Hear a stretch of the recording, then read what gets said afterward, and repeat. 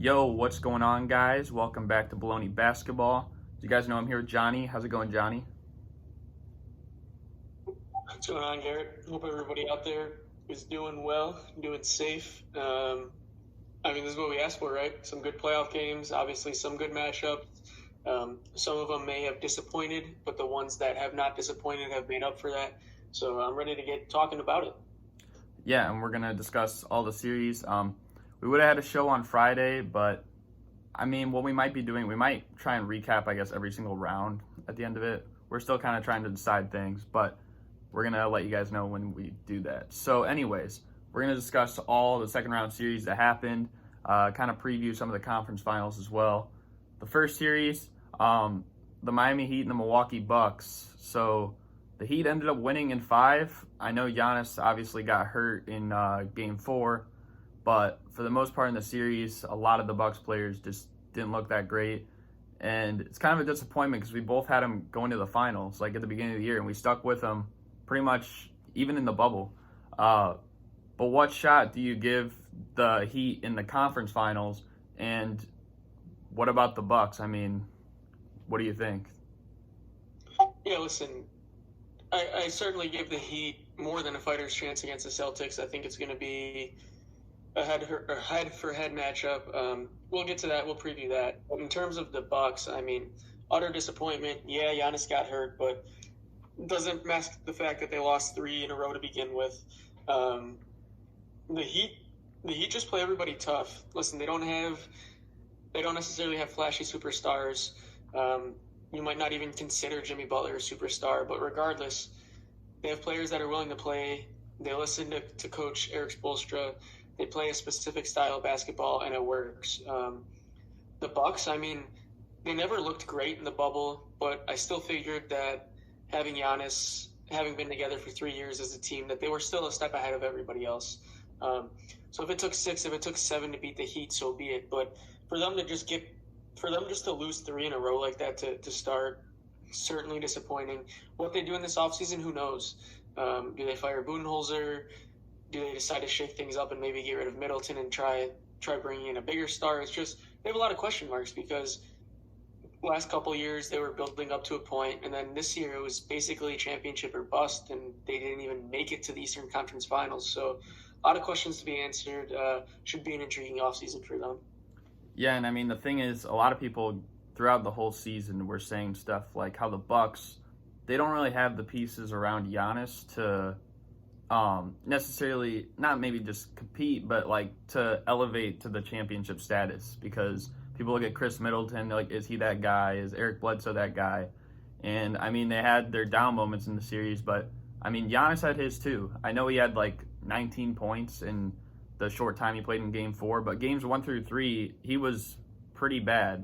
To sum it up, and that's kind of a concern. I know we saw the stuff recently where he just unfollowed like a bunch of people, including all of his Bucks teammates. So we're gonna see what that means. Maybe someone could get traded, or someone could be out the door, or he could be out the door. We have to see. In terms of the Heat, I know you said we'll get into that, but they're playing like a team that is really similar to, I'd say, the 2011 Mavericks. They don't really have like an elite player. I know Dirk was great on that team, but I think at that point in his career, he wasn't like a top 5 NBA player, probably like a top 10 in the league at that time. And Jimmy Butler might be like the 10th best player in the league, but that's probably about as high as it gets. They're just like a good all-around team. They got like 7 or 8 guys that on any given night could get 10 points. So it's going to be interesting to see.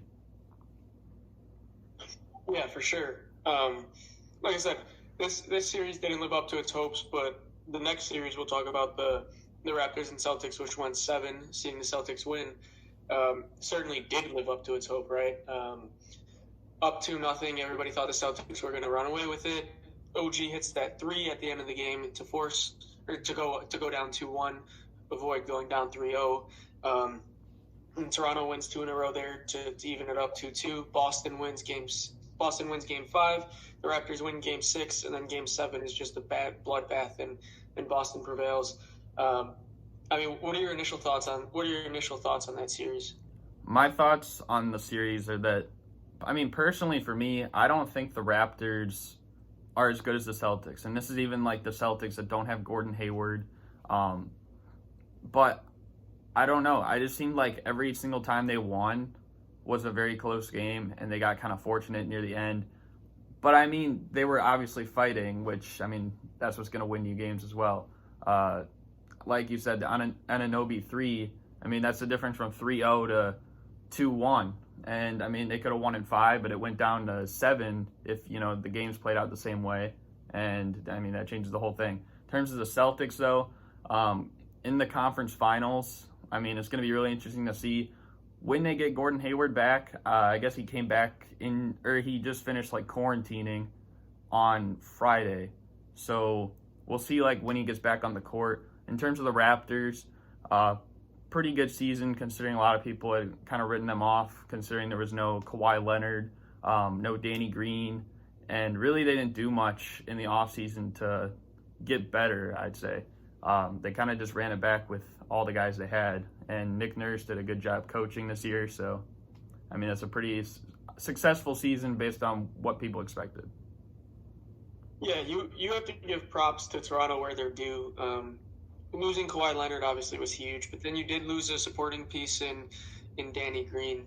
I mean, listen, this team really only played 7 guys the whole season, not just in the playoffs. They ran such a tight rotation.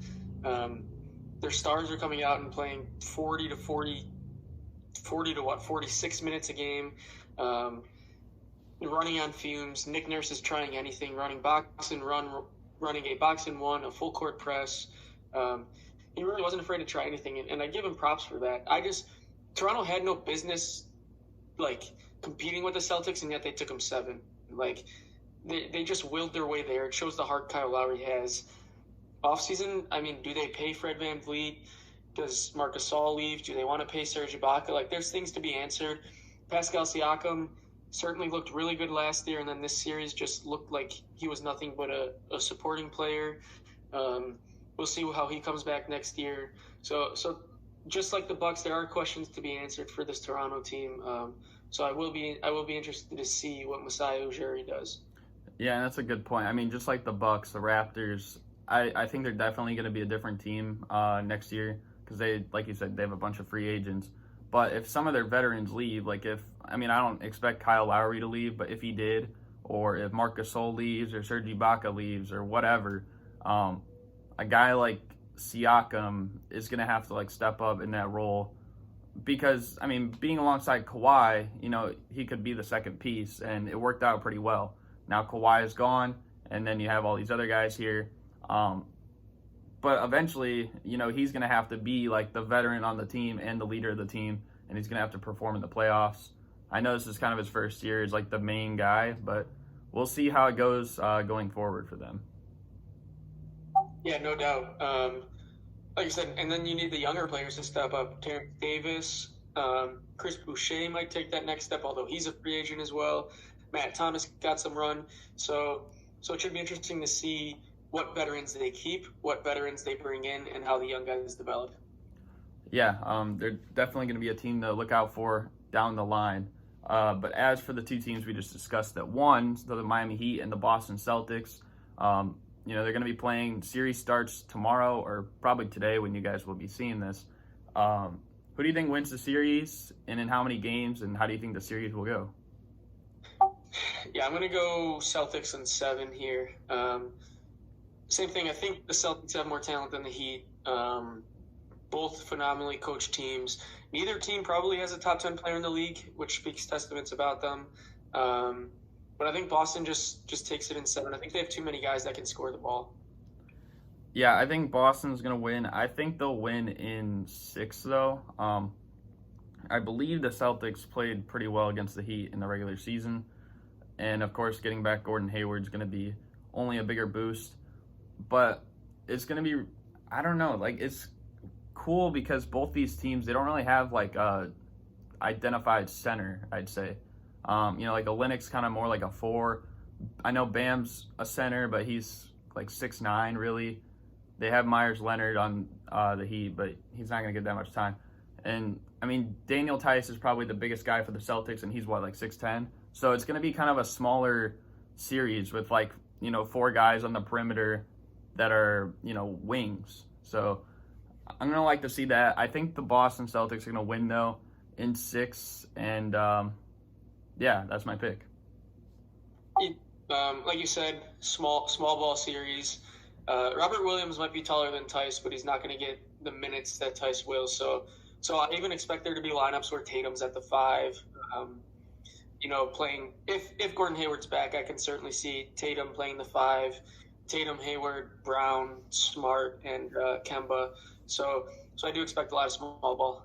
Yeah. But moving on to the Western Conference side of things now. In the second round, obviously the Lakers played the Rockets. Houston took game 1 and, kind of gave people hope that maybe they could beat the Lakers, but they just lost the next 4. And really the last game was kind of bad. It was like just completely domination. So what do you think of the Rockets' small ball experiment, and also the news about Mike D'Antoni saying he will not be coming back for the Houston Rockets next year? Yeah, I don't think small ball was necessarily a failure. They just ran into a team that was much better than them. It's the nature of it. They ran into a team was playoff LeBron, and they took care of business.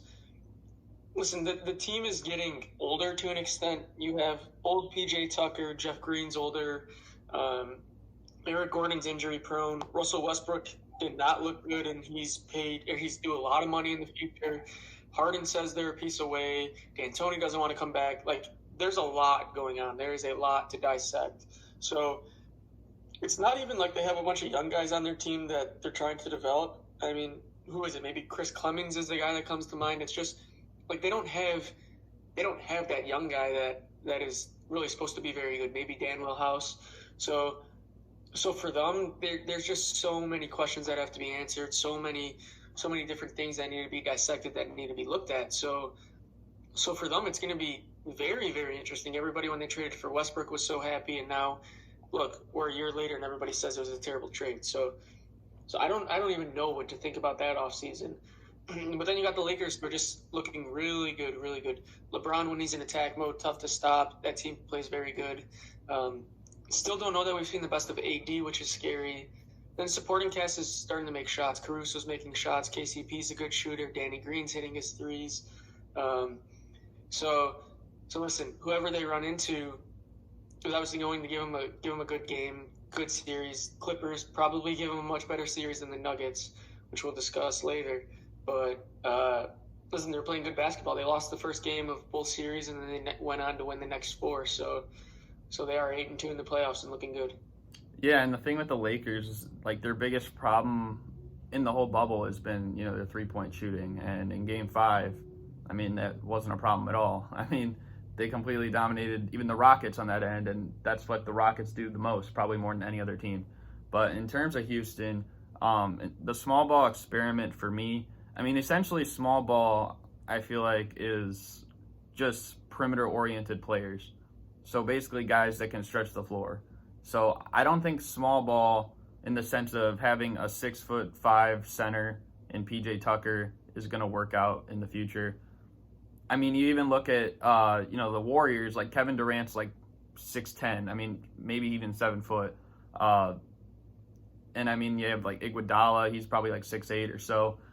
Draymond's like 6'7", 6'8". But like all these guys, like, they're bigger than these Rockets players, and they could probably guard, some of the bigger guys, like maybe a Jokic or an Embiid or something like that.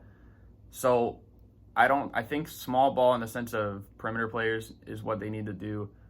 But like you said, they're like the oldest team in the league, so it's going to be hard. I think if they want to do something, it's just going to be like a complete roster overhaul and just like start over. And it might even be trading Westbrook, trading James Harden, which might seem crazy because it's like those guys are like, especially Harden, like, has so much value. It's like you don't see a player like that get traded all the time. So it's like, what even is the deal? But maybe they can get something like OKC got back for Paul George. So and Russell Westbrook too. They got like 4 picks with Chris Paul. So maybe they could do that. In terms of Mike D'Antoni leaving the Rockets, it's going to be interesting to see who they pick up, because I feel like Mike D'Antoni was someone that kind of unlocked a different version of James Harden that we saw. I mean, I feel like in Kevin McHale's offense before, he was kind of limited. I mean, if you remember the year before Mike D'Antoni came, he wasn't even an All-NBA player. Now he was, of course, like the year before, second MVP voting. But I just feel like Mike D'Antoni was probably one of the better things to happen for Harden, and we'll see what the new coach brings. Yeah, I think it's going to be a culture change. Knowing Daryl Morey, though, I do think he's going to stick with the small ball. Who he brings in, that I do not know. But listen, D'Antoni did kind of implement that 7 seconds or less, that offense, the fast-paced, trying to outscore teams. And they probably would have given a team not named the Lakers, the Clippers, a good series. The issue is you just run into teams that are better than you sometimes, and that's what happened. Yeah. And I mean, speaking of the Clippers, we can get into this Clippers-Nuggets series, which, I mean, after Game 4, it seemed like it was all over. But, I mean, the Nuggets, I mean, when they're down 3-1, they turn it up into another notch, apparently. And we're going to a Game 7. So what do you think of the Clippers right now? Should there be some concern with the way they played the last few games? And who do you think takes Game 7? Yeah, there's concern, no doubt about it. Anytime you get to a Game 7, there has to be concern because it's win or go home. There's no alternative. There's no next game.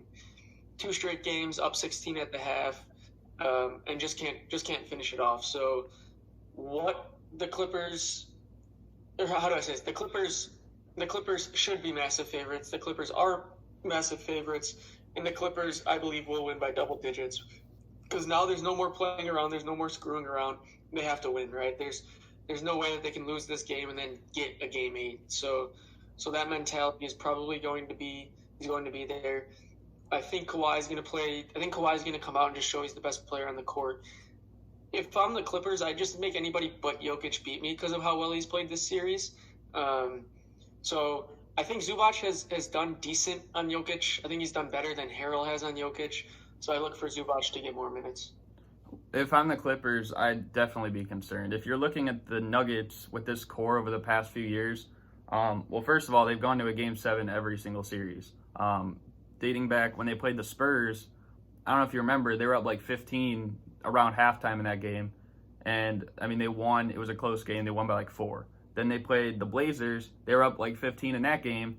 And I believe they lost by like 3 or 4 themselves. And just, last round against the Jazz, they were up like almost 20, and they won by 2. So it seems like the Nuggets, I mean, based on that track history, they're likely going to come out ready to play.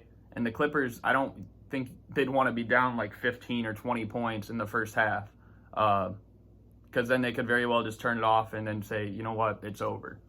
And, I mean, it's going to likely be a close game because the Nuggets aren't, I mean, we've seen in Game 5 and Game 6, they're not just going to roll over. So it's probably going to be a close game. I'd say a single-digit win for either team. And, I mean, the Nuggets have all momentum, but I'm going to still go with the Clippers. I think, really, they're the best team in the whole NBA. So, I mean, if they lost, I mean, it's going to be a big disappointment for them. And, I mean, I guess people would start looking at if the Clippers curse is real because – this is like a team that probably should be winning the championship or at least really close to it and can't even get to the conference finals if that's the case. That would be pretty disappointing. Right, and I think what Jokic said stands out. He's like, listen, we have no pressure to win this Game 7. The Clippers are expected to win the championship, so all the pressure is on them. And I agree with that statement 100%. Yeah, and I will say it seems like the Clippers, they're just like going through the motions. Like they're not making adjustments. I don't know how many times they're going to leave Jokic wide open for a 3 on the top of the key. And just like the way that they're just like kind of switching screens as well. And that leaves like a mismatch every single time. So, I mean, if they can make an adjustment with that, then they'll probably win pretty, easily. But otherwise, it's going to be a tough game. And the Nuggets, they're not a team that's just going to roll over, like I said. They're probably one of the top 5, top 6 teams in the whole league. But it would be interesting to see. Also, no team has ever come back down 3-1 twice in the same postseason. So I'm sure the Nuggets want to make history with that. Yeah, I think sometimes the Clippers just take stuff for granted and think that they're so much better than everybody else and then take their foot off the gas. Playoffs, you can't do that, especially the second round. So I look for them to come out strong in the first couple minutes of Game 7. Yeah, and actually one more thing I will say is that the thing that's going to be tough now for the Clippers, now that they let it get to a Game 7, is that I believe the conference finals for the Western Conference starts on Wednesday. So whoever wins this game, if the Nuggets, I mean, they don't have a huge problem with like load management or anything like that. But if the Clippers win, they're going to have to turn around the next day and play the Lakers in Game 1, which is going to be a lot tougher than if they would have just won on Sunday and then they would have like 2 days off and then play on Wednesday. That is a key point for people to understand. You're going to have to play back-to-back games no matter who it is, Denver or Clippers. So fatigue may play into this.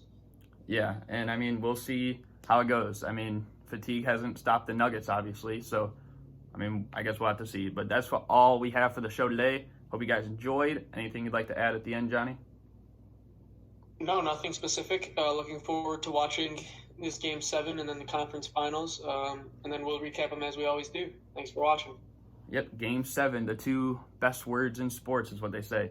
But, yeah, we'll have another show for you guys very soon. And thank you guys for watching, and we're out. Peace. Peace.